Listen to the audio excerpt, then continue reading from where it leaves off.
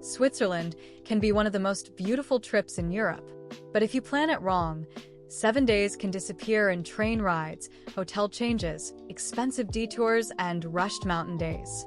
That is the mistake many first-time travelers make.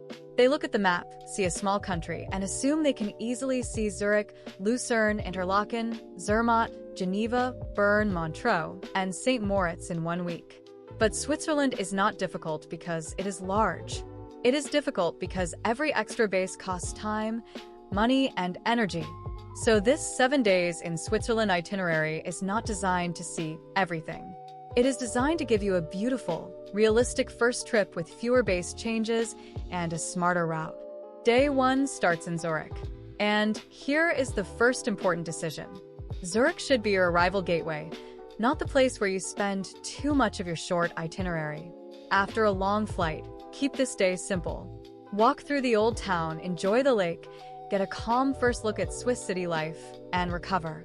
This is not the day to rush into the mountains or force a complicated train connection. Switzerland rewards travelers who start smoothly, because the real payoff of this route comes later. Day 2 moves to Lucerne. This is where Switzerland starts feeling more scenic without becoming too complicated. Lucerne gives you a lake, mountain views, historic streets, Chapel Bridge, and that classic Swiss atmosphere in a compact area. It works well early in the itinerary because it feels beautiful, but still easy. You can enjoy the town, walk by the water, and if the weather is good, consider a nearby mountain experience. But here is the mistake to avoid. Do not try to turn Lucerne into a full checklist of every mountain, lake, and viewpoint nearby. Choose the best experience for the day. Leave space. The trip is just getting started. Day 3 is when you move deeper into the Alps. Head toward Interlaken, Lauterbrunnen, or the surrounding Jungfrau Region. This is the moment when the Switzerland travel guide starts becoming the version most travelers imagine. Valleys, waterfalls, cliffs, green fields, wooden chalets, and huge mountains around you. Lauterbrunnen is one of the most cinematic places in the country. Interlaken is more practical as a base, and the surrounding villages make the region feel even more alpine. The key is to choose your base carefully. Do not keep changing hotels every night just because another village looks beautiful online. In Switzerland, every move can become expensive. Fewer bases usually create a better trip. Day 4 is your main Jungfrau Region mountain day. This is where places like Grindelwald, Lauterbrunnen, Mürren, Wingen, and the wider Jungfrau region become the focus. But this is also where travelers overpack the itinerary. They try to fit every viewpoint, every village, every cable car, and every hike into 1 day.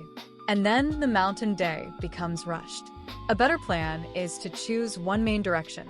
Maybe a Grindelwald-focused day. Maybe a Lauterbrunnen and Mürren day. Maybe a Wingen side of the valley. The point is not to collect every stop. The point is to actually feel the Swiss Alps. Because if the weather is clear, this can be one of the most memorable days of the entire trip.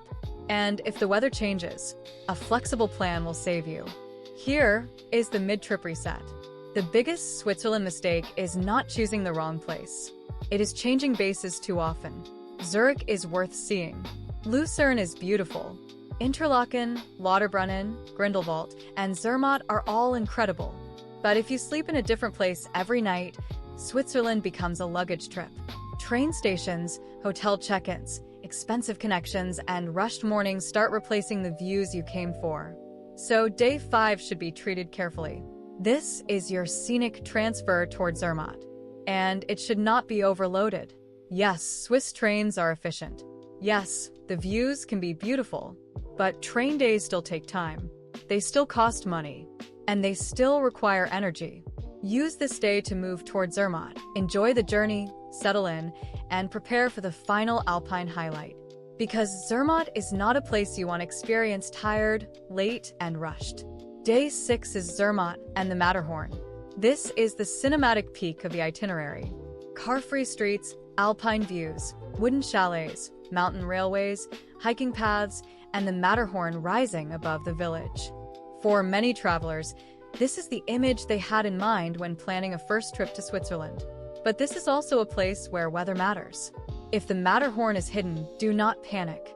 Zermatt still has atmosphere, trails, viewpoints, cafes, and mountain scenery. But if the sky clears, this day can become unforgettable. The best way to enjoy it is to keep the day focused. Do not schedule 3 different major mountain experiences. Choose one main plan.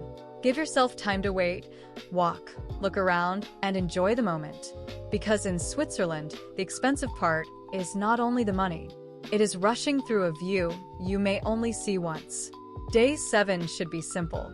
And that might sound less exciting, but it is one of the smartest parts of the itinerary. Use the final morning slowly. Take one last walk, enjoy the mountain air, and build in a return buffer. Depending on your flights, you may return toward Zurich or continue toward Geneva. But do not make the final day too tight. A long train connection, hotel checkout, luggage, and an international flight can become stressful if you leave no margin. Switzerland is efficient, but it is still travel. A smart final day protects the whole trip. So, who is this 7 days in Switzerland itinerary perfect for? It is best for first-time visitors who want a strong mix of Swiss cities, lakes, valleys, and iconic alpine scenery without trying to see the whole country. You get Zurich as the practical gateway, Lucerne for the first classic Swiss feeling, Interlaken, Lauterbrunnen, and the Jungfrau Region for dramatic alpine landscapes, and Zermatt with the Matterhorn as the emotional payoff. It is not a complete Switzerland tour, and it should not be. If you have 10 to 14 days, you can add Bern, Montreux, Geneva, Lausanne, St. Moritz, or more alpine villages.